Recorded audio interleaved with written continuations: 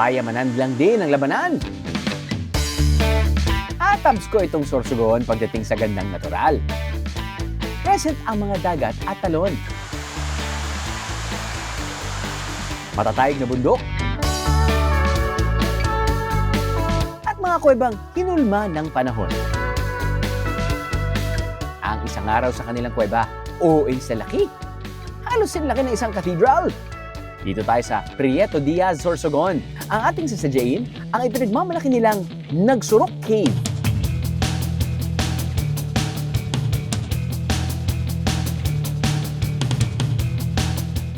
Salitang Bisakol o halong Bicol at Bisaya ang nagsurok na ang ibig sabihin na ay gumapang. At para mapasok ang kuweba, you guessed it right, kailangan gumapang. Napakaliit kasi ng bukana ng kuweba. Pero pagpasok sa loob, over sa laki naman pala.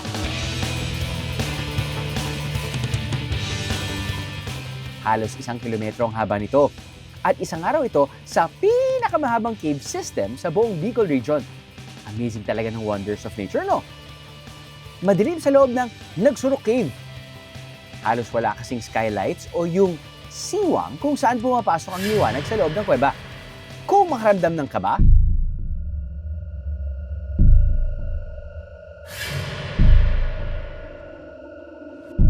one step at a time lang, biyaheros.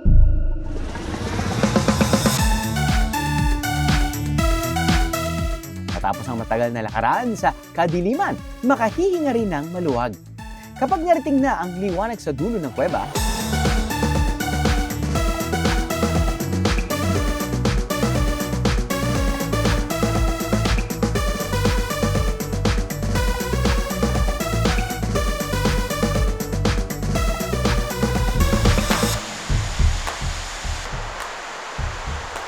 bago marating ang kuweba, lalakad muna ng halos kalahating kilometro sa gubat. Ito palang adventure na, di ba? Sa haba ng nilakad, kailangan ng pambawi. Ang pansit na ito, hindi lang gawa sa harina at itlog. May halo rin itong seaweed. Dinudurog at tinutunaw ang seaweeds na ihahalo nito.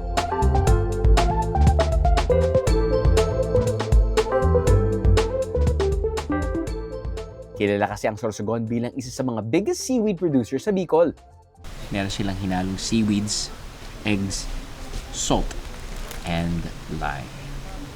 Habang mainit pa, tirayin na natin ito. Subukan natin ito. Ito na lang gagamitin ko. Kuha tayo sa loob. Uy, yun, medyo mainit pa. Uy, yun o, medyo may konting sabaw.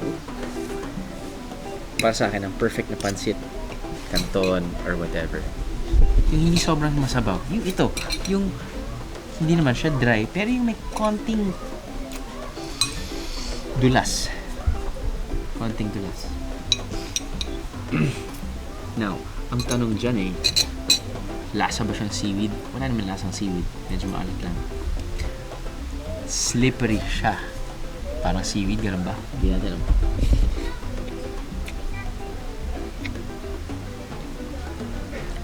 Lasa siyang egg noodles. Absolutely no trace of seaweed. Is that a good thing?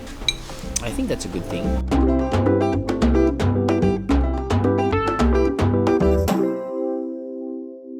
I am the meeting is a BIA. God! All you gotta do is just subscribe to the YouTube channel of JMA Public Affairs and you can just watch all the Behind the Drew episodes all day, forever in your life. Let's go! Yeehaw!